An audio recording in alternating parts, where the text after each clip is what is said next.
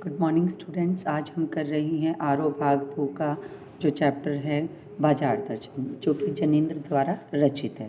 तो चलिए स्टार्ट करते हैं। सबसे पहले हम जनेंद्र का साहित्यिक परिचय करते हैं।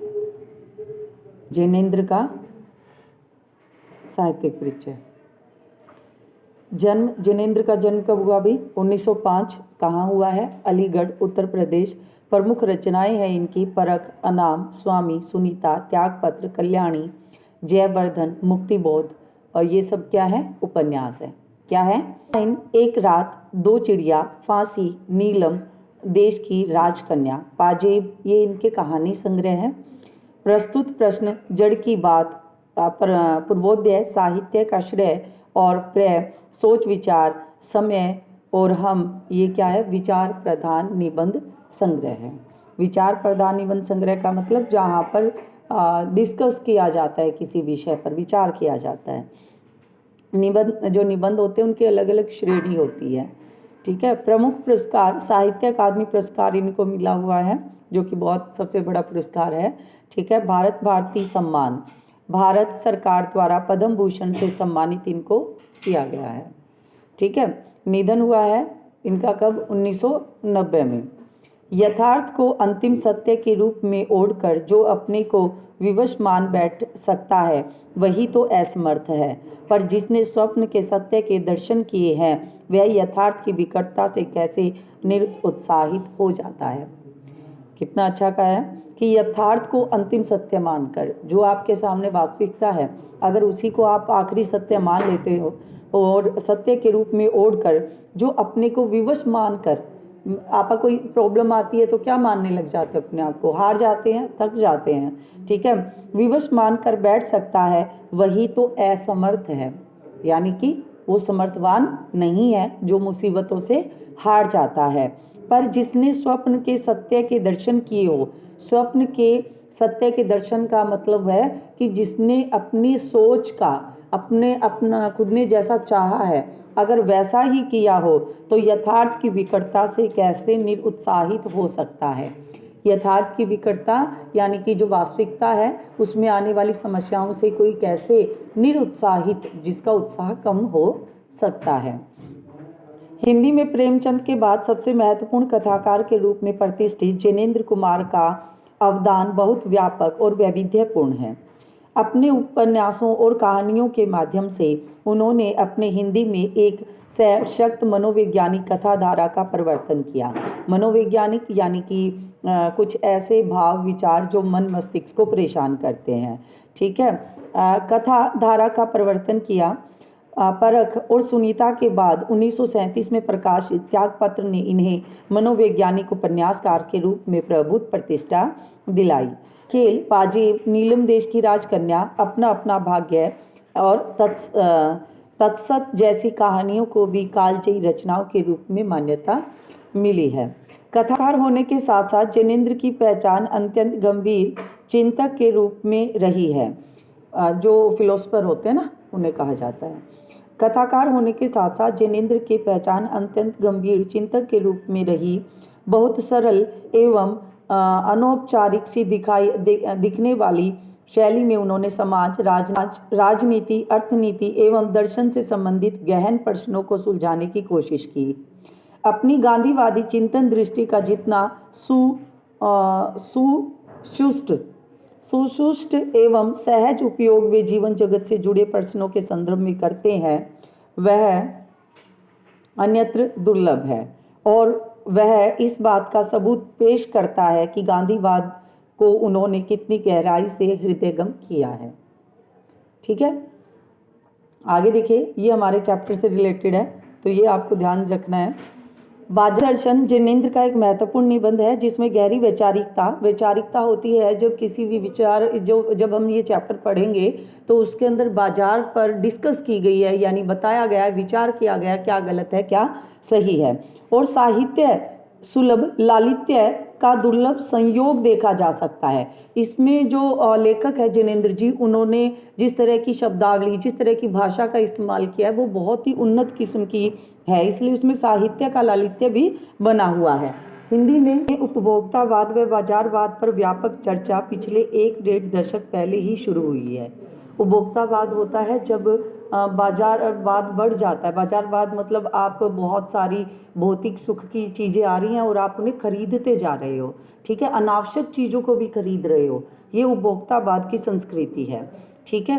उपभोक्तावाद, ये चैप्टर जो बेस्ड है वो उपभोक्तावाद संस्कृति पर बेस्ड है, यानी बाजारवाद पर व्यापक चर्चा पिछले 1.5 दशक पहले ही शुरू हुई है, पर कई दशक पहले लिखा गया जिनेंद्र का लेख आज भी इनकी मूल अंतर्वस्तु को समझाने के मामले में बेजोड़ है।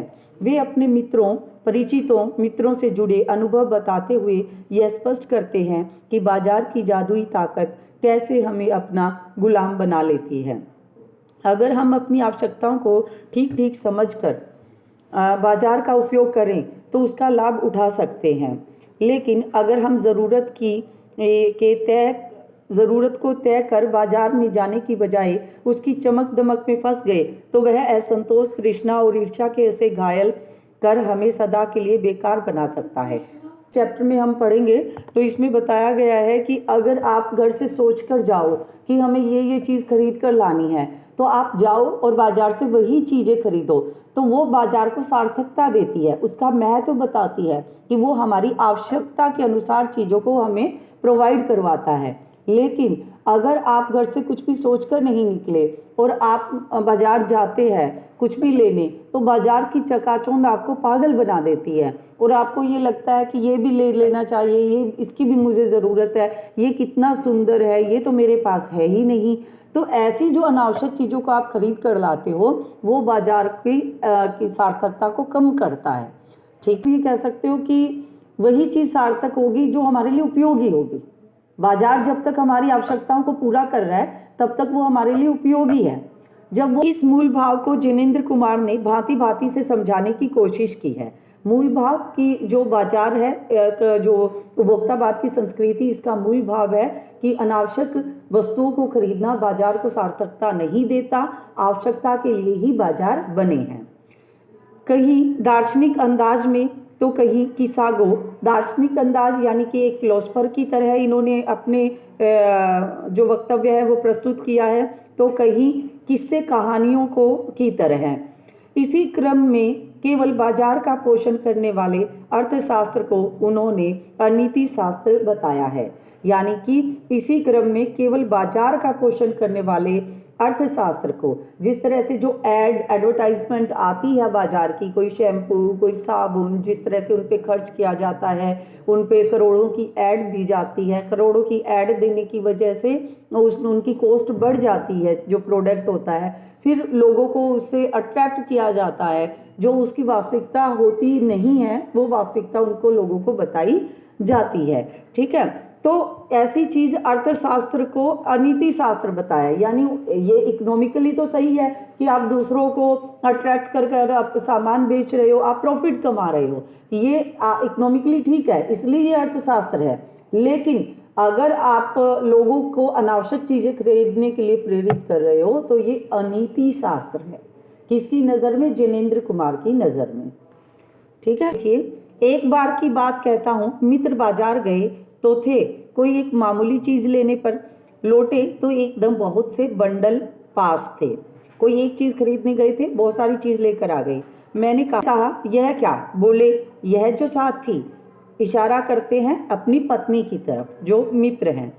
उसका आशय था कि यह पत्नी की महिमा है, उस महिमा का मैं कायल हूँ। यानी कि ये तो सर्वविदित है, सारे दुनिया को पता है कि जो औरतें होती हैं वो शॉपिंग करने में ज़्यादा इंटरेस्टेड होती हैं, ठीक है। आदिकाल से इस विषय में पति से पत्नी की प्रमुखता प्रमाणित है, यानी कि पत्नी जो होती है वो ज़्यादा खर्च करती है, ज़्यादा चीज़ों का खरीदती है, इसकी प्रमुखता और प्रमाणिकता है वो पहले से ही पता है। और यह व्यक्तित्व का प्रश्न नहीं, स्त्रीत्व का प्रश्न है, यानी कि ये किसी एक ऐसे नहीं है कि एक सभी के लिए एक जैसा है, ये सिर्फ स्त्रियों के लिए बात चली आती है। स्त्री माया न जोड़े तो क्या मैं जोड़ूं? यानी कि मोह माया में सबसे ज़्यादा स्त्री सम्मिलित होती है। फिर भी सच सच है और वह यह है कि इस बात में पत्नी की ओट ली जाती है। जो जनेंद्र कुमार जी हैं वो स्त्रियों का पक्ष लेते हैं कि ये सिर्फ एक कहने की बात है कि जो स्त्रियां होती है वो ज़्यादा खरीदारी करती है। खरीदारी करना सभी अनावश्यक चीज़ें खरीदते वो बहुत सारे लोग हैं। मूल में एक और तत्व की महिमा सविशेष है। यह तत्व है मनी बैग, अर्थात पैसे की गर्मी या एनर्जी। यानी कि मूल में केवल स्त्रियां खरीदारी नहीं करती, खरीदारी करने का मूल क्या है? Money bag. जिसके पास जितना ज़्यादा पैसा होगा, ठीक है, अर्थात पैसे की गर्मी या एनर्जी। पैसे की गर्मी, पैसे को बताया गया कि जिसके पास जितना पैसा होगा वो उतना ही खर्च करेगा। पैसा पावर है, पर उसके सबूत में आसपास माल टाल न जमा हो तो क्या वह खाक पावर है? यहाँ पर जनेंद्र जी कहते हैं कि पैसा पावर है। जब तक आपका पैसा बैंक में पड़ा है तब तक वो आपके लिए पावर का काम नहीं कर रहा। तो अनावश्यक वस्तु किस लिए खरीदी जा रही है? गाड़ी तो 10 लाख वाले 5 लाख वाली गाड़ी में भी चला जा सकता है, लेकिन आप 1 करोड़ की गाड़ी किस लिए खरीद रहे हैं? उस पावर को दिखाने के लिए, अपने पैसे को दिखाने के लिए। तो जब तक पैसा बैंकों में रखा है तब तक वो पावर नहीं है, ठीक है। कब पावर है? जब आपके आसपास माल टाल जमा हो, यानी कि बहुत सारे लग्जरीज आइटम आपके आसपास होंगे तो पैसा पावर है। पैसे को देखने के लिए बैंक हिसाब देखिए, पर माल, असबाब, मकान, कोठी तो अनदेखे भी दिखते हैं। यानी बैंक बैलेंस तो कौन कौन देखता है, लेकिन असबाब होता है सामान, कि आपके आसपास जितना भी सामान है, ठीक है, आपकी मकान, आपकी कोठी, आपका बंगला, ठीक है, ऐसी चीज़ें अनदेखे भी दिखते हैं। यानी बैंक बैलेंस तो क्या पता किसको पता है। ऐसी चीज़ों के लिए बताने की ज़रूरत नहीं पड़ती कि हमारे पास पैसा है, वो दिखाई देता है। पैसे की उस परचेजिंग पावर के प्रयोग में ही पावर का रस है। परचेजिंग पावर, खरीदने की जो ताकत है, उसी में ही पैसे की ताकत दिखाई देती है। यानी कि यहाँ पर व्यंग्य कर रहे हैं जनेंद्र कुमार जी कि जो लोग हैं वो सिर्फ दिखावे के लिए पैसा खर्च करते हैं, अनावश्यक वस्तुओं को की खरीदारी करते हैं और बाजार में ऐसी चीज़ों को बढ़ावा देते हैं कि बाजार महंगी से महंगी चीज़ें बेचे, क्योंकि वो कौन खरीदेगा? जो अमीर लोग होंगे वो खरीदेंगे, तो वही चीज़ों को बढ़ावा मिलता है। लेकिन नहीं, लोग संयमी भी होते हैं, संयमी जिनका धैर्य होता है, ठीक है। वे फिजूल सामान को फिजूल समझते हैं, वे पैसा बहाते नहीं हैं और बुद्धिमान होते हैं। वे फिजूल सामान को फिजूल समझते हैं, वे पैसा नहीं बहाते क्योंकि बुद्धिमान होते हैं। बुद्धि और संयम पूर्वक वह पैसे को जोड़ते जाते हैं। वह पैसे की पावर को इतना निश्चय समझते हैं कि उसके प्रयोग की परीक्षा उन्हें दरकार नहीं है। बस खुद पैसे को जुड़ा होने पर उसका मन गर्व से भरा फूला रहता है। यानी कुछ ऐसे संयमी लोग भी होते हैं जो पैसा इकट्ठा करते हैं और उसे इकट्ठा ही करते रहते हैं, उसको खर्च नहीं करते। तो ऐसे जो संयमी लोग होते हैं उनको दिखावे की ज़रूरत नहीं पड़ती। दिखाने के लिए कि मेरे पास पैसा है वो अनावश्यक चीज़ें नहीं खरीदते, वो केवल अपने पैसे को देखकर सोचकर ही खुश हुए रहते हैं। हाँ, यह कितना सामान ले आए? मित्र ने सामने मनी बैग फैला दिया, कहा यह देखिए सब उड़ गया। अब जो रेल टिकट के लिए भी बचा हो, मतलब जितना पैसा था सारा खर्च हो गया, अब तो रेल टिकट के लिए भी नहीं बचा। मैंने तब तय माना कि और पैसा होता और सामान आता। वह सामान ज़रूरत की तरफ देखकर नहीं आया, अपनी परचेजिंग पावर के अनुपात में आया है। अनुपात होता है रेशो, ठीक है। तो वो कह रहे हैं कि जब मनी बैग दिखाया कि पैसे ख़त्म हो गए तो लेखक को लगा कि शुक्र है इनके पैसे ख़त्म हो गए, अगर पैसे और होते तो ये और अनावश्यक चीज़ों की खरीदारी कर आते। लेकिन ठहरिए, इस सिलसिले में एक और भी महत्व का तत्व है जिसे नहीं भूलना चाहिए। उसका भी एक कर्तव्य में बहुत कुछ हाथ है। इस कर्तव्य में, यानी जो बाजारवाद है, ये जो काम है, इसमें उसका बहुत अधिक महत्व है। यह महत्व है बाजार, यानी कि जो सारा काम ये लेखक का मित्र करके आया है वो एक कर्तव्य यानी काम, उसमें किसका हाथ है? बाजार। लेखक के मित्र का काम नहीं है, बाजार का भी है। ठीक है, मैंने कहा यह इतना कुछ नाहक ही ले आए। नाहक होता है बेकार में। ठीक है, कि यह तुम ऐसे ही बेकार में ही ले आए। मित्र बोले कुछ न पूछो, बाजार है कि शैतान का जाल, ऐसा सजा सजा कर माल रखते हैं कि बेहया ही हो जो न फंसे, बेहया जिसको शर्म ना हो। अब मित्र कह रहा है कि क्या करे यार, बाजार निकले थे लेकिन बाजार में जो चीज़ें देख देख कर ऐसे सजा सजा कर रखी हुई थी कि कोई बेशर्म ही होगा जो ऐसी चीज़ें नहीं खरीदे। मतलब मैंने मन में कहा ठीक, बाजार आमंत्रित करता है कि आओ मुझे लूटो, ओ लूटो, सब भूल जाओ, मुझे देखो, मेरा रूप और किसके लिए है, मैं तुम्हारे लिए हूँ। नहीं कुछ चाहते हो तो भी देखने में क्या हर्ज है। यानी कि लेखक है वो मन में विचार करता है, जब उनके मित्र कहते हैं कि बाजार ही ऐसा था तो मुझे पैसे खर्च करने पड़े, तो लेखक मन में सोचता है हाँ बाजार ने ज़रूर ऐसे कहा होगा, अपने मित्र उनके मित्र को आमंत्रित किया होगा कि आओ मुझे लूटो, यानी कि मुझे खरीदो। ठीक है, और सब भूल जाओ, बस मुझे देखो, मेरा रूप और किसके लिए है। ग्राहक कस्टमर के लिए तो मैं सजा हुआ हूँ, मेरा रूप और किसके लिए है, मैं तुम्हारे लिए हूँ। नहीं कुछ चाहते हो तो भी देखने में क्या हर्ज है। अगर तुम्हें कुछ खरीदना भी नहीं है तो आइए एक बार देख तो लीजिए। हम देखते हैं ना कपड़े की शॉप या किसी भी शॉप के आगे खड़े होते हैं, आइए आइए आइए, आप कहते हो नहीं नहीं हमें तो ये लेना ही नहीं, एक बार देख लीजिए, एक बार देखने में क्या हर्ज है। अजी आओ जी, इस आमंत्रण में वह खूबी है कि आग्रह नहीं, आग्रह तिरस्कार जगाता है। यानी जैसे मान लीजिए आपको कोई इनवाइट कर रहा है, अब आप खरीदने गए हो कोई सामान, आपके पास पैसे 1000 रुपये हैं, 1000 रुपये की आपको कोई चीज़ लानी है, लेकिन रास्ते में कहते हैं आइए आइए एक बार देखें, नहीं लेना हमें कुछ, एक बार देखने में क्या है, देख तो लीजिए, देखिए। अब वो आग्रह जो है वो मन में एक अपमान पैदा करता है आपके, किस चीज़ पर, कि मेरे पास तो पैसे ही बहुत थोड़े हैं। मतलब अपने आप को ही हीन भावना समझ रहे हैं, अपने आप में ही हमें वो लग रहा है कि हाय मैं गरीब हूँ, मेरे पास तो पैसे ही नहीं है। तो इस तरह का वो जो आग्रह होता है ना, वो आपके मन में तिरस्कार उत्पन्न करता है, अपमान उत्पन्न करता है। आमंत्रण में वह खूबी है कि आग्रह नहीं, आग्रह तिरस्कार लगता है। यानी किसी के बुलाना अच्छा नहीं लगता, वो अपमानजनक लगता है। लेकिन ऊंचे बाजार का आमंत्रण मूक होता है। यानी कि जैसे बड़े बड़े मॉल होते हैं, वहाँ पर कोई आपको इनवाइट नहीं करता कि आइए आइए ये देखिए ये खरीदिए। उनका आमंत्रण, उनके बुलाने का जो तरीका होता है वो मूक होता है, मौन। वो मौन रूप से चुपचाप बुलाते हैं और उससे चाह जगती है। चाह अपने आप जगती है। जब हम एक बड़े मॉल के अंदर जाते हैं, हमें चीज़ नहीं खरीदनी होती है, हम कपड़े खरीदने जाते हैं, बट वहाँ पर देख रहे हैं खाने पीने की चीज़ें हैं और बहुत सारी चीज़ें हैं, तो हमें कुछ कुछ नज़र आने लग जाता है, इसकी भी ज़रूरत है, इसकी भी ज़रूरत है, तो वो चाह जग जाती है। चाह मतलब अभाव। चाह का मतलब क्या बताया यहाँ पर, इच्छा जो है वो अभाव की इच्छा है। मतलब हमें वहाँ जाके फील होने लग जाता है कि मेरे घर तो ये भी नहीं है, मेरे घर तो ये भी नहीं है, तो बहुत अभाव फील होने लग जाता है।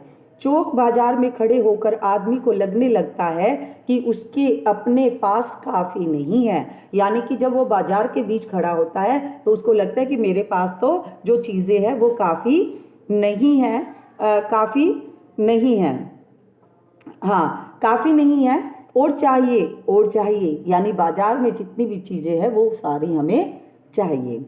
मेरे पास कितना परिमित है, परिमित का मतलब सीमित, सीमा में, कि जो चीज़ें मेरे पास हैं वो तो बहुत सीमा में है, और यहाँ कितना अतुलित है। ओ यानी कि बाजार में जब चीज़ें देखते हैं तो ऐसा लगता है कि ये जो चीज़ें हैं ये तो कितनी ज़्यादा हैं, मेरे पास तो बहुत ही कम है।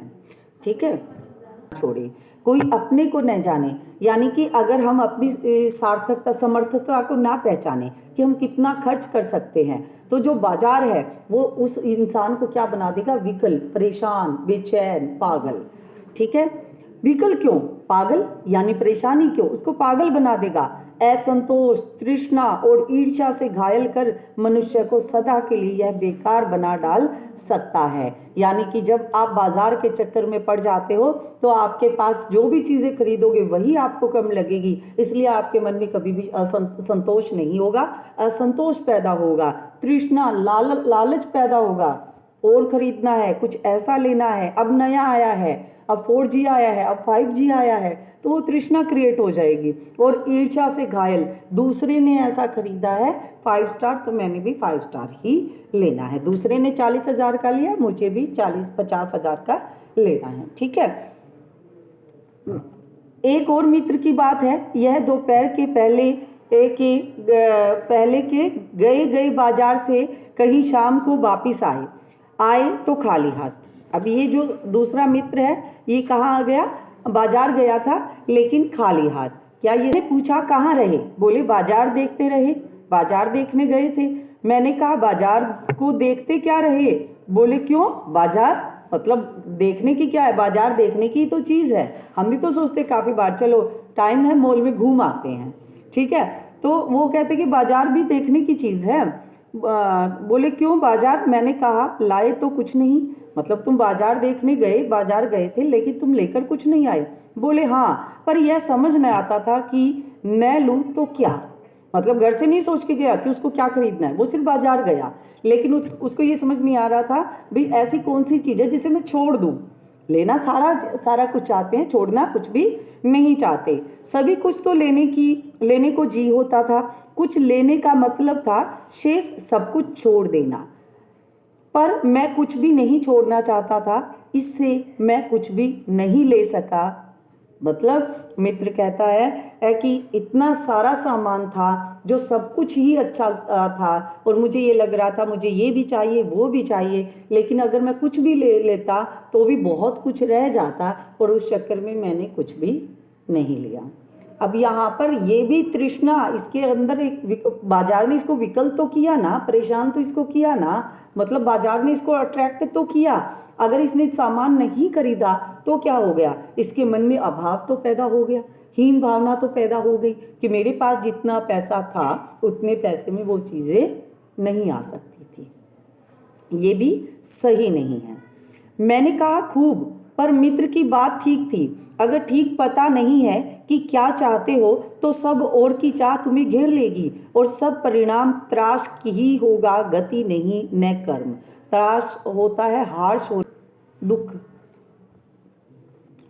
ठीक है, पर मित्र की बात ठीक थी। अगर ठीक पता नहीं कि क्या चाहते हो तो सब और की चाह तुम्हें घेर लेगी और तब परिणाम, जब सारी इच्छाएं तुम्हें घेर लेगी तो जो मित्र था उसको सारे बाजार की इच्छाओं ने घेर लिया तो उसको क्या हुआ, उसका परिणाम क्या हुआ, दुख होगा, गति नहीं होगी न कर्म होगा। मतलब जब पर मित्र की बात ठीक थी, क्यों, कौन कह रहे, जिनेंद्र कुमार कह रहे हैं। अगर ठीक पता नहीं है कि क्या चाहते हो तो सब और की चाह तुम्हें घेर लेती है। अब मित्र बाजार देखने गया था, वो कुछ खरीदने नहीं गया था, तो उसको उसके मन में क्या इच्छा जगी कि ये भी खरीद लूँ वो भी खरीद लूँ, अनचाही चीज़ों की इच्छा ही जग गई। तो ऐसी जो इच्छाएं होती है ना, उसका परिणाम क्या होता है, दुख। मन में अभाव पैदा हुआ, उसको अपनी गरीबी का वो एहसास हुआ कि इतना सारा पैसा तो मेरे पास नहीं है, वहाँ गति नहीं है, मतलब वहाँ आगे चीज़ें नहीं बढ़ती है, न कर्म है, उसमें कोई कार्य भी वहाँ पर नहीं हो सकता। बाजार एक जादू है, वह जादू आँख की राह काम करता है, वह रूप का जादू है। किसका जादू है, रूप का, मतलब कि जादू है। पर जैसे चुंबक का जादू लोहे पर ही चलता है वैसे ही इस जादू की भी मर्यादा है। मतलब ऐसा नहीं है कि बाजार का जादू सब पे चलता है, जिस तरह चुंबक लोहे के लिए काम करती है ऐसे ही इस बाजार की भी एक सीमा है, एक मर्यादा है। जेब भरी हो और मन खाली हो, ये बहुत ध्यान से आपको समझना है। ये मतलब इस टाइप की लाइनें हैं जो कॉम्पिटिटिव एग्जाम में भी पूछी जाती हैं। ठीक है, जब हो और मन खाली हो, यानी आपके पास बहुत पैसा हो और आपको ये नहीं पता कि बाजार में खरीदने के लिए मैं क्या खरीदने जा रहा हूँ, बस बाजार चले जाते हैं। ठीक है, तब क्या होता है, ऐसी हालत में जादू का असर खूब होता है, क्योंकि आपके पास पैसा भी बहुत है और आपको आपकी आवश्यकता की चीज़ भी नहीं पता, तो इसका बाजार का जादू बहुत होता है, यानी कि आप बहुत सारा सामान वहाँ पर खरीदोगे। जेब खाली है पर मन भरा न हो, यानी कि मन भी खाली है। जेब जो कि उसका जो पहली लाइन है, जो एक मिनट देखो, जेब भरी हो, पहला जो है जेब भरी हो और मन खाली हो, ऐसी हालत में जादू का असर खूब होता है। यानी कि आपके पास पैसा बहुत हो और आपको आपकी आवश्यकता की चीज़ नहीं पता हो, उसके बाद आप बाजार गए हो। इसका एग्जाम्पल है जिनेंद्र कुमार का पहला मित्र। जिनेंद्र कुमार के जो पहले मित्र थे उनके पास पैसा बहुत था और वो अनावश्यक चीज़ें, बहुत सारी चीज़ें खरीद लाए। ठीक है। दूसरे का एग्जाम्पल था दूसरे वाला मित्र, जेब खाली पर मन भरा न हो। यानी कि जेब भी खाली और मन भी खाली, जेब में पैसा नहीं और आवश्यकता की चीज का भी नहीं पता कि हम बाजार क्यों जा रहे हैं, क्या खरीदने जा रहे हैं, जो दूसरा मित्र था। ठीक है। तो वहां भी जादू चल जाएगा, वहां भी जादू चल जाएगा, क्योंकि जादू तो चल ही रहा है ना बाजार का। मन में तृष्णा तो पैदा हो ही रही है ना हमारे। ठीक है। मन खाली है तो बाजार भी अनेक चीज़ों का निमंत्रण उस तक पहुंचा जाएगा। क्योंकि अगर आपको अपनी आवश्यकता की चीज़ नहीं पता कि मैं क्या खरीदने आया हूँ, आप बस देखते चले जा रहे हो, नई नई चीज़ों में इंटरेस्ट ले रहे हो, तो वो आपको निमंत्रण देगा और आपको कहेगा कि आप खरीदिए मुझे। ठीक है। कहीं उस वक्त जेब भरी तब तो फिर वह मन किसकी मानने वाला है। यानी आपके पास मन भी खाली है और आपके पास पैसा भी है, आपको निमंत्रण भी आ रहा है, फिर तो ये मन किसी की भी नहीं मानेगा। क्या करेगा? अनावश्यक वस्तुओं की खरीदारी करेगा। मालूम होता है यह भी लूं वह भी लूं। मन क्या सोचता है? यह भी लूं वह भी लूं, सभी सामान जरूरी है और आराम को बढ़ाने वाला मालूम होता है।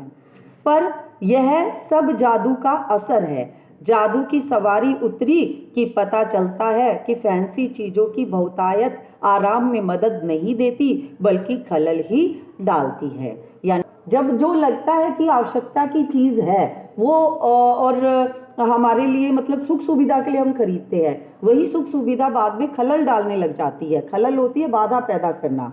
ठीक है। यानी कि जिसको स्वाभिमान को जरूर सेक मिल जाता है, यानी कि थोड़ी देर के लिए हमें ये जरूर लगता है कि हमारे पास कितना कुछ है, पर इससे अभिमान की, गिल्टी की और खुराक ही मिलती है। यानी कि स्वाभिमान तब होता है कि हम खुश हैं, हमें गर्व है कि हम इतनी चीजें खरीद पाते हैं, लेकिन अभिमान की गिल्टी होता है, गिल्ट महसूस करना।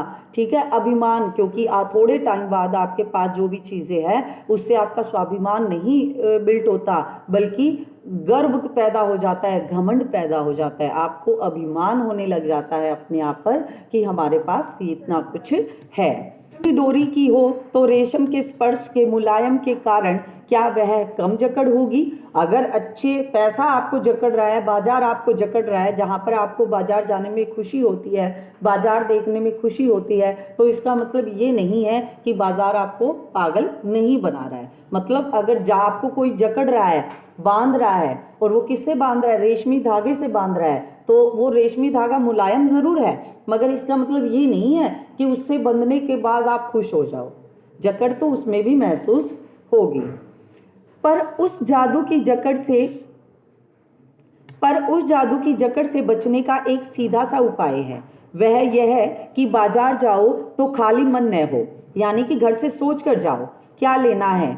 ठीक है। मन खाली हो तब बाजार न जाओ। यानी कि जब कोई आवश्यकता की चीज आपको खरीदनी ही ना हो तब आप कहाँ ना जाओ? बाजार ना जाओ। कहते हैं लू में जाना हो तो पानी पीकर जाना चाहिए। यानी कि अगर आपको गर्मियों में बाहर निकलना है, लू में जाना है, लू लगने से पानी की कमी हो जाती है, तो उससे पहले हमें पानी पी कर जाना चाहिए। पानी भीतर हो, लूपन व्यर्थ हो जाता है। यानी लू लगने का खतरा क्या हो जाता है? कम हो जाता है। डिहाइड्रेशन का खतरा कम हो जाता है। मन लक्ष्य से भरा हो तो बाजार भी फैला का फैला ही रह जाता है। यानी कि अगर आपको अपनी आवश्यकता की वस्तु पता है कि मैं क्या खरीदने बाजार आया हूं, तो बाकी बाजार आपके लिए कोई महत्व नहीं रखता। तब वह घाव बिल्कुल नहीं दे सकता बल्कि कुछ आनंद ही देगा। यानी कि तब वो आपके मन में ऐसी इच्छा नहीं जगाएगा कि तुम गरीब हो या तुम्हारे पास पैसा नहीं है, तुम मुझे खरीद नहीं सकते, बल्कि आपको आनंद ही देगा। आपको ये लगेगा कि जो चीज़ मुझे चाहिए थी वो मुझे मिल गई है। तब बाजार तुमसे कृतार्थ होगा। यानी कि आवश्यकता की चीज लेने जाओगे तो बाजार पर आप क्या करोगे, उपकार करोगे, क्योंकि तुम कुछ न कुछ सच्चा लाभ उसे दोगे। किसको, बाजार को सच्चा लाभ दोगे। बाजार की असली कृतार्थता है आवश्यकता के समय काम आना। यानी कि बाजार जो आप पे उपकार कर रहा है वो यही उपकार है कि वो आवश्यकता के समय आपके काम आता है। यहाँ एक अंतर चिन्ह लेना बहुत ज़रूरी है, यानी कि एक अंतर समझना बहुत ज़रूरी है। मन खाली नहीं रहना चाहिए, इसका मतलब यह नहीं है कि वह मन बंद रहना चाहिए। जो बंद हो जाएगा वह शून्य हो जाएगा। यहाँ जिनेंद्र कुमार जी कह रहे हैं कि बहुत समझने की गहरी बात कह रहे हैं, ध्यान से सुनिए। कि मैं कह रहा हूँ कि मन खाली नहीं होना चाहिए, मन खाली होना चाहिए, यानी कि आपको कोई अनावश्यक चीज़ें नहीं खरीदनी चाहिए, मन खाली नहीं रहना चाहिए। लेकिन किसने कहा, जिनेंद्र कुमार जी ने, कि जब आप बाजार जाओ तो आपका क्या नहीं होना चाहिए, मन खाली नहीं होना चाहिए, यानी आपको पता होना चाहिए क्या खरीदना है। लेकिन जिनेंद्र कुमार जी कहते हैं कि मन खाली होने का मतलब यह नहीं है कि मन बंद रहना चाहिए, यानी कि आपकी इच्छा तो है सब कुछ खरीदने की, लेकिन मन पे क्या कर लिया आपने, काबू कर लिया। ऐसा भी नहीं होना चाहिए।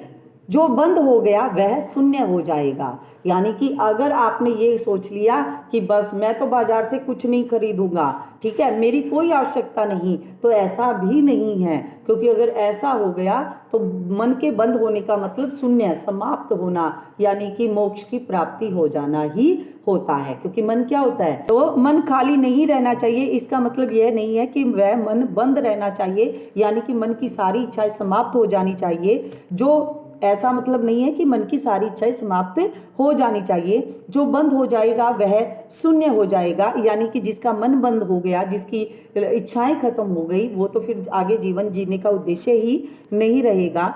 शून्य पर अधिकार बस परमात्मा का है। शून्य पर अधिकार किसका है, सिर्फ परमात्मा का है, जो सनातन भाव से संपूर्ण है, शेष सब अपूर्ण है, इससे मन बंद नहीं रह सकता। यानी कि शेष सब, जो शेष है वो सब अपूर्ण है, जो इंसान है वो अपूर्ण है, इससे मन बंद नहीं रह सकता। यानी कि इंसानों का मन है वो बंद नहीं रह सकता, उनकी इच्छाएं समाप्त नहीं हो सकती, ना ही होनी चाहिए। सब इच्छाओं का निरोध कर लोगे, यह झूठ है। और अगर इच्छा निरोधोस्तव का ऐसा ही नकारात्मक अर्थ हो तो वह तप झूठ है। यानी कि इच्छा निरोधोस्तव का अर्थ होता है इच्छाओं का निरोध करना ही तप है, यानी कि तपस्या है। तो लेखक कहते हैं कि सब इच्छाओं का निरोध कर लोगे, मतलब इंसान कभी भी अपनी इच्छाओं पे नियंत्रण नहीं कर सकता, उसको ख़त्म नहीं कर सकता, ये बिल्कुल झूठ है। और अगर इच्छाओं को ख़त्म करना ही तपस्या है तो वो तपस्या भी झूठ है। वैसे तप की राह रेगिस्तान को जाती होगी, मोक्ष की राह वह नहीं है। अब कह रहे कि जो तपस्या करके मोक्ष प्राप्त करते हैं, तो अगर इच्छाओं को समाप्त करके कोई तपस्या कर रहा है तो वैसे तपस्या की जो राह है वो रेगिस्तान को जाती होगी, यानी कि जहाँ पर आपको कुछ भी नहीं मिलेगा, वो मोक्ष नहीं हो सकता। कर मन को बंद रखना जड़ता है, यानी कि अपने आप को एक नकारात्मक भाव पैदा करके अपनी इच्छाओं को ख़त्म करना जड़ता मतलब निर्जीव होना है। लोभ का यह जीतना नहीं है कि जहाँ लोभ होता है यानी मन में, वहाँ नकार हो। यानी कि लोभ का यह जीतना नहीं है कि जहाँ लोभ होता है यानी मन में, अगर मन में किसी चीज़ की इच्छा हो रही है, कोई लालच है और हम उसको नकार रहे हैं, तो वो क्या नहीं है, वो वहाँ नकार हो। यह तो लोभ की ही जीत है और आदमी की हार। यानी कि अगर किसी चीज़ को देखकर आपके मन में लालच पैदा हो रहा है और आप उस चीज़ को, इसका एक एग्जांपल है कि अगर हमारा किसी का फास्ट है और वो घर में कोई मिठाई आ जाती है तो वो ये कहता है कि आज मैं नहीं खा सकता, मेरा फास्ट है, लेकिन मैं इसको कल खाऊंगा। तो यानी कि यहाँ पर अगर आपके मन में लालच है और वहाँ आप उस मिठाई को छोड़ रहे हो, तो वहाँ पर लोभ की जीत है। यानी कि आपके मन में तो उस चीज़ की इच्छा जगी हुई है ना, वहाँ तो इच्छा समाप्त नहीं हुई, लेकिन आपने किसी विवशतावश उसको नकार दिया। तो इसमें लोभ की हार नहीं है बल्कि लोभ की जीत है और आदमी की हार है। आँख अपनी फोड़ डाली तब लोभनीय के दर्शन से बचे तो क्या हुआ। कहने का भाव है, लेखक कह रहे हैं कि अगर आपने बाजार गए और आप अंधे होकर चले गए और फिर आप ये कह दो कि मैं बाजार के जादू से बच गया, तो इसका कोई अर्थ नहीं होता। ऐसे क्या लोभ मिट जाएगा और कौन कहता है कि आँख फूटने पर रूप दिखना बंद हो जाएगा। क्या आँख बंद करके ही हम अपने सपने नहीं लेते और वे सपने क्या चैन भंग नहीं करते। इससे मन को बंद कर डालने की कोशिश तो अच्छी नहीं। यह अकारथ यानी बिना किसी अर्थ के, यह अकारथ है, यह तो हठ वाला योग है। हठ योग जिसको कहा जाता है, जो बड़े बड़े साधु सन्यासी करते हैं, जो एक पाँव पे खड़े रहते हैं, इस तरह का योग। शायद हठ ही हठ है, योग नहीं है।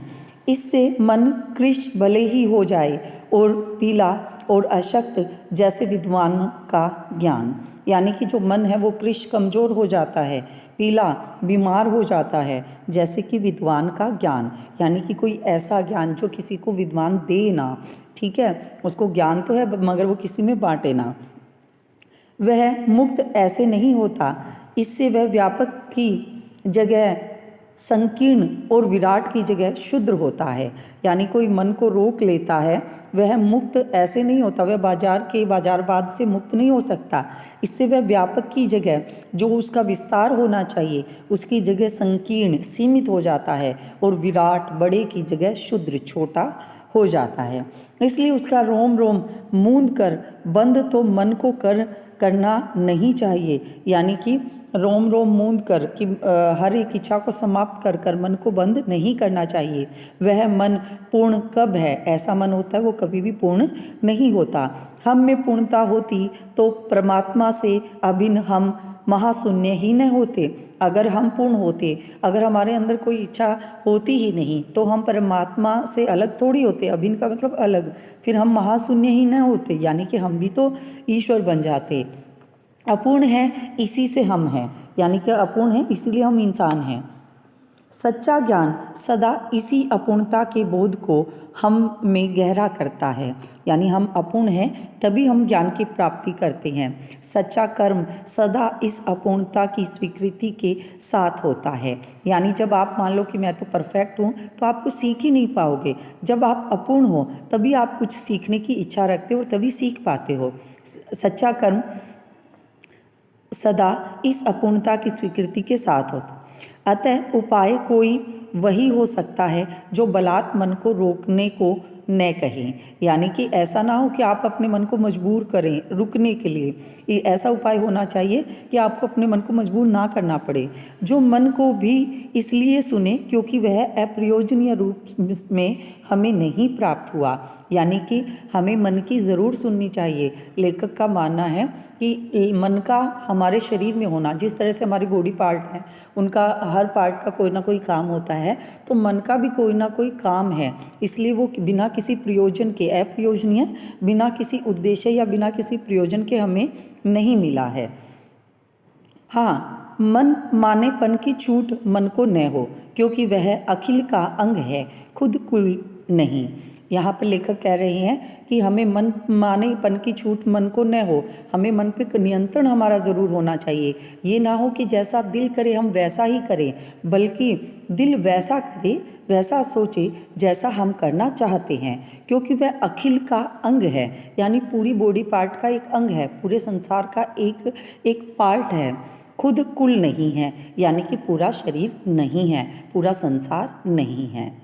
पड़ोस में एक महानुभाव रहते हैं जिनको लोग भगत भी कहते हैं, चूरन बेचते यह काम। पड़ोस में एक महानुभाव रहते हैं जिनको लोग भगत जी कहते हैं, चूरन बेचते हैं, यह काम करते जाने उन्हें कितने बरस हो गए, लेकिन किसी एक भी दिन चूरन से उन्होंने 6 आने पैसे से ज़्यादा नहीं कमाए। चूरन उनका आसपास सरनाम है, यानी कि उन्हें चूरन के नाम से जाना जाता है और खुद खूब लोकप्रिय हैं। लोकप्रिय, सब जानते हैं उनको। कहीं व्यवसाय का गुर पकड़ लेते और उस पर चलते तो आज खुशहाल क्या माला माल होते। व्यवसाय का गुर का मतलब हुनर, कि अगर वो जो जैसे लोग हैं व्यवसाय करते हैं, बिजनेस करते हैं, पैसा कमाने के लिए कुछ भी करते हैं, ऐड करते हैं, झूठ बोलते हैं, अगर ऐसा हुनर वो सीख लेते तो वो क्या हो जाते, आज माला माल होते। क्या कुछ उनके पास न होता। इधर 10 वर्ष से मैं देख रहा हूँ, उनका चूरन हाथों हाथ बिक जाता है, पर वह न उसे थोक देते हैं न व्यापारियों को बेचते हैं। थोक के बाद मतलब थोड़ा सस्ता होता है, और ना ही व्यापारियों को बेचते हैं। पेशगी ऑर्डर कोई नहीं लेते। बंधे वक्त पर अपनी चूरन की पेटी लेकर घर से बाहर हुए नहीं कि देखते देखते 6 आने की कमाई उनकी हो जाती है। लोग उनका चूरन लेने को उत्सुक रहते हैं। चूरन से भी अधिक शायद वह भगत जी के प्रति अपनी सद्भावना का दया देने को उत्सुक रहते हैं। पर 6 आने पूरे हुए नहीं कि भगत जी बाकी चूरन बालकों को मुफ्त बांट देते हैं। कभी ऐसा नहीं हुआ कि कोई उन्हें 25वां पैसा भी दे सके। आपको याद रखना, 6 पैसे चूरन जो भगत है वो कितने पैसों की बेचता है, 6 पैसे की बेचता है। कभी चूरन में लापरवाही नहीं हुई और कभी रोग होता भी मैंने उन्हें नहीं देखा। यानी कि वो कभी अस्वस्थ भी नहीं हुए और काम में भी कभी चूक नहीं हुई। और तो नहीं, लेकिन इतना मुझे निश्चय मालूम होता है कि इन चूरन वाले भगत जी पर बाजार का जादू नहीं चल सकता। कहीं आप भूल कर बैठिएगा, इन पंक्तियों को लिखने वाला मैं चूरन नहीं बेचता हूँ। यानी कि जैनेंद्र कहते हैं कि मैं अपनी बात नहीं कर रहा हूँ कि मेरे ऊपर बाजार का जादू नहीं चलता और ना ही मैं चूरन बेचता हूँ। जी नहीं, ऐसी हल्की बात भी न सोचिएगा। यह समझिएगा कि लेख के किसी भी मान्य पाठक से उस चूरन वाले को श्रेष्ठ बताने की मैं हिम्मत कर सकता हूँ। वो कह रहे हैं लेकिन मैं ये श्रेष्ठ बता रहा हूँ चूरन वाले को, जो कोई भी पाठक जो मेरे लेख को पढ़ रहा है, मैं ऐसा भी नहीं है। क्या जाने उस भोले आदमी को अक्षर ज्ञान तक भी है या नहीं। लेखक कह रहे हैं कि पता नहीं वो पढ़े लिखे हैं भी या नहीं, और बड़ी बातें तो उसे मालूम क्या होंगी, और हम आप न जाने कितनी बड़ी बड़ी बातें जानते हैं। ये व्यंग्य कर रहे हैं लेखक कि जो पाठक है, जो पढ़ रहे हैं, जो पढ़े लिखे लोग हैं, वो अपने आप को श्रेष्ठ समझते हैं, लेकिन चूरन वाला जो है पढ़ा लिखा नहीं है और उसको बड़ी बड़ी बातें भी नहीं आती, लेकिन वो किस प्रकार से श्रेष्ठ है वो बता रहे हैं लेखक। इससे यह तो हो सकता है कि वह चूरन वाला भगत हम लोगों के सामने एकदम नाचीज़ आदमी हो। नाचीज़ यानी जिसकी कीमत ना हो, कम आंका जाए जिसे। लेकिन आप पाठकों की विद्वान श्रेणी का सदस्य होकर भी मैं यह स्वीकार नहीं करना चाहता हूँ कि उस अपदार्थ प्राणी को वह प्राप्त है जो हम में से बहुत कम को शायद प्राप्त है। वो लेखक कह रहे हैं कि वो अपदार्थ यानी कि छोटे से व्यक्ति जिसे आप कम आंकते हो, उस प्राणी को वह चीज़ प्राप्त है जो बहुत कम, शायद बहुत ही कम लोगों को प्राप्त है। उस पर बाजार का जादू वार नहीं कर पाता। माल बिछा रहता है और उसका मन अडिग रहता है। यानी कि उसका मन में क्या नहीं है, चंचलता नहीं है। पैसा उससे आगे होकर भीख तक मांगता है कि मुझे लो, क्योंकि जो चूरन है वो सिर्फ 6 आने का बेचता है और बाकी जो चूरन होता है वो मुफ्त बांट देता है। इसलिए वो कहते हैं, और जबकि उसे पैसे में खरीदने वाले बहुत लोग हैं, कि पैसा उनसे भीख तक मांगता है कि आप मुझे लो। लेकिन उसके मन में पैसे पर दया नहीं समाती। वह निर्मम जो किसी पे दया ना करे व्यक्ति पैसे को अपने आहत गर्व में बिलखता छोड़ देता है। आहत गर्व में यानी बेकार के जो गर्व है, पैसे को घमंड है, उसको वहीं पर तोड़ देता है। ऐसे आदमी के आगे क्या पैसे की व्यंग शक्ति कुछ भी चलती होगी? क्या वह शक्ति कुंठित रहकर सलज ही न हो जाती होगी? यानी कि जो ऐसा व्यक्ति है जिसका अपने मन पर इतना नियंत्रण है, क्या उस आदमी के आगे पैसे की व्यंग्य शक्ति यानी कि पैसा कहता है कि मेरे बिना आप कुछ नहीं है, वो चलती होगी? क्या वह शक्ति कुंठित, मतलब पैसे को अपने आप में कुंठा, अपने आप में लज्जा नहीं आती होगी? पैसे की व्यंग्य शक्ति की सुनिए, वह दारुण है। पैसे की व्यंग शक्ति की सुनिए, यानी कि पैसा कहता है वह दारुण वह गरीब है। मैं पैदल चल रहा हूँ कि पास ही धूल उड़ाती, यानी कि पैसे की व्यंग शक्ति ऐसी होती है जो आपको महसूस करवाती है कि आप गरीब हैं। और किस प्रकार से महसूस करवाती हैं? मैं पैदल चल रहा हूँ कि पास ही धूल उड़ाती निकल गई मोटर, यानी कि गाड़ी। वह क्या निकली, मेरे कलेजे को कौंधती एक कठिन व्यंग की लीक ही आर से पार हो गई। यानी जहाँ से मोटर चलती हुई निकली, वहाँ से जहाँ तक पहुँची, वहाँ तक मेरे को अपने ऊपर एक व्यंग नज़र आता है, जैसे किसी ने आंखों में उंगली देकर दिखा दिया हो कि देखो उसका नाम है मोटर, यानी गाड़ी, और तुम उससे वंचित हो, यानी कि तुम्हारे पास गाड़ी नहीं है। यह मुझे अपनी ऐसी विडंबना मालूम होती है, विडंबना होती है भाग्य, कि बस पूछिए नहीं। मैं सोचने को हो आता हूँ कि हाय, ये ही माँ बाप रह गए थे जिनके यहाँ मैं जन्म लेने को था। क्यों ना मैं मोटर वालों के यहाँ हुआ। उस व्यंग में इतनी शक्ति है कि जरा में मुझे अपनी सगों के प्रति कृतघ्न कर देती है। यानी कि कृतघ्न होता है अनुपकार, जो कोई किसी पे उपकार ना करे, यानी कि जो भी माँ बाप ने आपके लिए किया वो आपके लिए सब व्यर्थ चला जाता है। जब पैसा आपको ये कहता है कि जब मैं हूँ वही सब कुछ है, यानी किसी दूसरे को देखकर आपको ये लगता है कि ये कितना अमीर है और मैं कितना गरीब हूँ, यही पैसे की व्यंग शक्ति है। लेकिन क्या लोक वैभव की यह व्यंग शक्ति उच्चूरण वाले अकिंचित कर मनुष्य के आगे चूर होकर ही नहीं रह जाती? चूर चूर क्यों, कहो पानी पानी। यानी कि लोक वैभव की यह व्यंग शक्ति जो पैसे की ताकत है, वो चूरन वाले के आगे, अकिंचित कर मनुष्य के आगे, यानी कि जिसके पास कुछ भी नहीं है ऐसे मनुष्य के आगे चूर चूर होकर ही नहीं रह जाती। प्रश्न कर रहे हैं और खुद ही आंसर कर रहे हैं, चूर चूर क्या, पानी पानी। तो वह क्या बल है जो इस तीखे व्यंग के आगे ही अजय ही नहीं रहता? यानी कि वह कौन सी ताकत है जो इस तीखे, यानी कि पैसे के व्यंग के आगे, पैसे की ताकत के आगे अजय ही नहीं रहता, मतलब जीतता ही नहीं, बल्कि मानो उस व्यंग की क्रूरता को ही पिघला देता है। बल्कि जो भगत है वो उस पैसे की शक्ति को, उस पैसे के घमंड को खत्म ही कर देता है।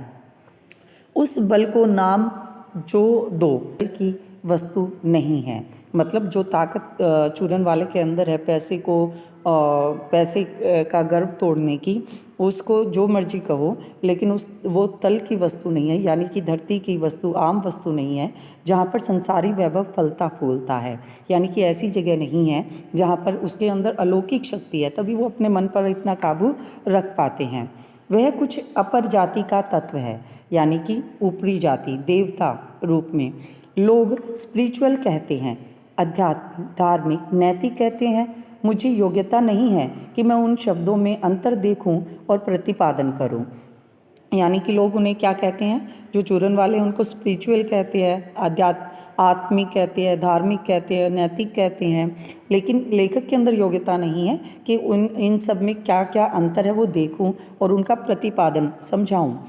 मुझे शब्द से सरोकार नहीं, मैं विद्वान नहीं कि शब्दों पर अटकूं, लेकिन इतना है कि जहाँ तृष्णा है, यानी कि असंतोष है, बटोर रखने की स्पृहा है, यानी कि बटोर रखने की होड़ है, चीज़ें इकट्ठी करने की होड़ है, वहाँ उस बल का बीज नहीं है। यानी कि पैसे की ताकत, जो चूरन वाले में जो ताकत है वो नहीं है, बल्कि यदि उसी बल को सच्चा बल मानकर बात की जाए तो कहना होगा कि संचय की तृष्णा, यानी कि इकट्ठा करने की जो सोच है, जो लालच है, और वैभव की चाह में व्यक्ति की निर्बलता ही प्रमाणित होती है। यानी व्यक्ति निर्बल नज़र आता है, जिसमें बल ना हो, निर्बल ही धन की ओर झुकता है। वह अबलता है, यानी उसके अंदर ताकत नहीं है, इसलिए वो धन की ओर झुकता है। वह मनुष्य पर, धन की और चेतन पर जड़ की विजय है। यानी कि जब मनुष्य निर्बल होता है, जिसमें चूरन वाले जैसी मन की शक्ति नहीं होती अपने मन पर नियंत्रण करने की, तो ऐसे जो प्राणी हैं उनमें ताकत नहीं है, वो धन इकट्ठा करने में लगे रहते हैं, वो निर्बल हो जाते हैं, इसीलिए वो धन की ओर झुकते हैं, क्योंकि उनके मन, आत्मबल उनके अंदर नहीं है। वह मनुष्य पर धन की, अब ऐसी जगह पर मनुष्य विजयी नहीं होता धन कमाकर, बल्कि धन विजय होता है मनुष्य के पास जाकर, और सजीव पर निर्जीव की विजय है। बाजार चौक पर दिख गए, बाजार चौक पर मुझे देखते ही उन्होंने जय जय राम किया। मैंने भी जय राम कहा। उनकी आंखें बंद नहीं थी और उस समय वह बाजार को किसी भांति कोस रहे मालूम होते। यानी कि वो कह रहे हैं कि ऐसा नहीं था कि भगत आंखें बंद करके बाजार से निकल जाता था, इसलिए भगत पर बाजार का जादू नहीं चलता था। राह में बहुत लोग, बहुत बालक मिले जो भगत जी द्वारा पहचाने जाने के इच्छुक थे। यानी वो चाहते थे कि भगत जी उनको पहचाने। भगत जी ने सबको ही हंसकर पहचाना, सबको अभिवादन लिया और सबका अभिवादन किया। इससे तनिक भी यानी थोड़ा सा भी यह नहीं कहा जा सकेगा कि चौक बाजार में होकर उनकी आंखें किसी से भी कम खुली थी। यानी कि जब वो सबको पहचान रहे थे तो इसका मतलब वो आंखें खोल कर चल रहे थे बाजार में, लेकिन भौचक्के हो रहने की लाचारी उन्हें नहीं थी। यानी कि जैसे हर इंसान बाजार में देखकर एक जगह रुक जाता है, ठहर जाता है किसी भी वस्तु को देखकर, ऐसे वो लाचार नहीं थे। व्यवहार में पशुपेश उन्हें नहीं था। पशुपेश होता है, व्यवहार में पशुपेश नहीं था और खोए से खड़े नहीं वह रह जाते। अगर उनके व्यवहार में ऐसा होता कि मन विचलित होता तो वो एक ही जगह खड़े रह जाते। भांति भांति की बढ़िया माल से चौक भरा पड़ा है, उस सबके प्रति अप्रीति इस भगत के मन में नहीं है। यानी कि जो सामान है उसके प्रति ना तो वो अप्रीति अप्रेम उनको दिखा रहे हैं, अभी उनसे नाराज़गी है, और ना ही उनसे प्रेम है। जैसे उस समूचे माल के प्रति भी उनके मन में आशीर्वाद हो सकता है। यानी कि वह उन जो सामान है बाजार में उसके लिए आशीर्वाद हो सकता है, विद्रोह नहीं। यानी कि वो बाजार का विरोध नहीं करते, प्रसन्नता ही भीतर है क्योंकि कोई रिक्त भीतर नहीं है। बहुत ही अच्छी बात कही है कि जो चूरन वाले भगत जी हैं उनका मन बहुत प्रसन्न है, उनके मन में प्रसन्नता है क्योंकि उनके अंदर कोई खालीपन नहीं है, कोई तृष्णा, कोई ईर्ष्या जैसी इच्छा नहीं है। देखता हूँ कि खुली आँख, तुष्ट और मग्न वह चौक बाजार में से चलते चले जाते हैं।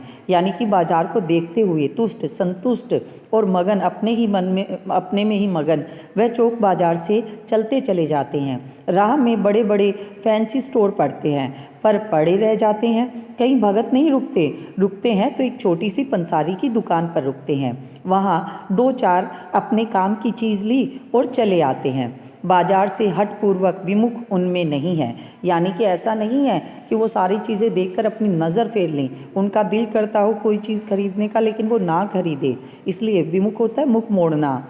लेकिन अगर उन्हें जीरा और काला नमक चाहिए तो सारे चौक बाजार की सत्ता उनके लिए तभी तक उपयोगी है जब तक वहाँ जीरा मिलता है। यानी कि वह बाजार का इस्तेमाल केवल अपनी आवश्यकताओं के लिए करते हैं, इसलिए ये बात कही गई है। ज़रूरत भर जीरा वहाँ से ले लिया कि फिर सारा चौक उनके लिए आसानी से नहीं के बराबर हो जाता है। वह जानते हैं कि जो उन्हें चाहिए वह है जीरा नमक। तो आपको याद रखना कि भगत जी क्या चीज़ें खरीदते थे पंसारी की दुकान से, जीरा और नमक। बस एक निश्चित प्रतीति के बल पर शेष सब चांदनी चौक का आमंत्रण उन पर व्यर्थ होकर बिखरा रहता है। चौक की चांदनी दाएं बाएं भूखी फैली रह जाती है क्योंकि आगे भगत जी के आगे फीका पड़ जाता है। क्योंकि भगत जी को जीरा चाहिए वह तो कोने वाली पंसारी की दुकान से मिल जाता है और वहाँ से सहज भाव में ले लिया गया है, यानी जिस दाम पर आता है उसी दाम पर मिल जाता है। इसके आगे आसपास अगर चांदनी बिछी रहती है तो बड़ी खुशी से बिछी रही। भगत जी से बेचारी का कल्याण ही चाहते हैं। यानी कि जो चांदनी है, जो बाजार है, उसका कल्याण तो चाहते हैं लेकिन सही मायने में, यानी कि अनावश्यक चीज़ें न खरीद कर। यहाँ मुझे ज्ञात होता है कि बाजार को सार्थकता भी वही मनुष्य देता है जो जानता है कि वह क्या चाहता है, और जो नहीं जानते कि वे क्या चाहते हैं वे अपनी परचेजिंग पावर के गर्व में अपने पैसे से केवल एक विनाशक शक्ति, शैतानी शक्ति, व्यंग की शक्ति बाजार को देते हैं। व्यंग की शक्ति यानी कि दूसरों में हीन भावना पैदा करना, विनाशक शक्ति जो कि आपके जैसे कि बताया कि सुविधाओं के लिए जो चीज़ें खरीदी जाती हैं वो फिर बाद में जीवन में वही बाधाएं उत्पन्न करनी लग जाती हैं। न तो वे बाजार से लाभ उठा सकते हैं न उस बाजार को सच्चा लाभ दे सकते हैं। कौन नहीं दे सकते? जो लोग बाजार में आवश्यकता का सामान खरीदते हैं वही बाजार को लाभ दे सकते हैं और वही बाजार से लाभ उठा सकते हैं। जो अनावश्यक खर्चा करते हैं, जो अनावश्यक चीज़ें खरीदते हैं, वे बाजार से लाभ भी नहीं उठा सकते और बाजार को सच्चा लाभ भी नहीं दे सकते। वे लोग बाजार का बाजारूपन बढ़ाते हैं, यानी कि ऐसे ही लोगों के कारण जो अनावश्यक खर्चा करते हैं, उन्हीं के कारण जो चीज़ें हैं वो महंगी होती हैं, उन पर ऐड बनाई जाती है, तरह तरह की ट्रिक्स लगाई जाती हैं, जिसका मतलब है कि कपट बढ़ाते हैं। कपट की बढ़ती का अर्थ परस्पर में सद्भाव भी घटी, यानी कि अगर बाजार का बाजारूपन बढ़ेगा, असमानता बढ़ेगी, तो एक दूसरे में कपट बढ़ेगा, ईर्ष्या बढ़ेगी और उससे क्या होगा? सद्भावना घटेगी। इस सद्भाव के ह्रास पर आदमी आपस में भाई भाई और सुहृदय और पड़ोसी फिर रह नहीं जाते और आपस में कोरे ग्राहक और बेचक की तरह व्यवहार करते हैं। यानी कि पड़ोसी पड़ोसी को सामान बेचता है या कोई भी इंसान आपस में एक दूसरे को सामान बेचते हैं तो उसमें सद्भावना नहीं रहती, सिर्फ ग्राहक और बेचक का व्यवहार रह जाता है। मानो दोनों एक दूसरे को ठगने की घात में हो। घात होता है मौका। एक ही हानि में दूसरे का अपना लाभ दिखता है और यह बाजार का बल्कि इतिहास का सत्य माना जाता है। ऐसे बाजार को बीच में लेकर लोगों की आवश्यकताओं का आदान प्रदान नहीं होता बल्कि शोषण होने लगता है, तब कपट सफल होता है। निष्कपट शिकार होता है, यानी बिना दिखावे के, बिना छल कपट के ही कोई शिकार बन जाता है। ऐसे बाजार मानवता के लिए विडंबना है, उनका भाग्य है और जो ऐसे बाजार का पोषण करता है वो उनका शास्त्र बना हुआ है। यानी ऐसे लोग जो अनावश्यक खर्चा करते हैं, बिना वजह बहुत पैसा खर्च कर बहुत चीज़ें खरीदते हैं, तो ऐसे लोग क्या हैं? एक शस्त्र हैं, हथियार हैं।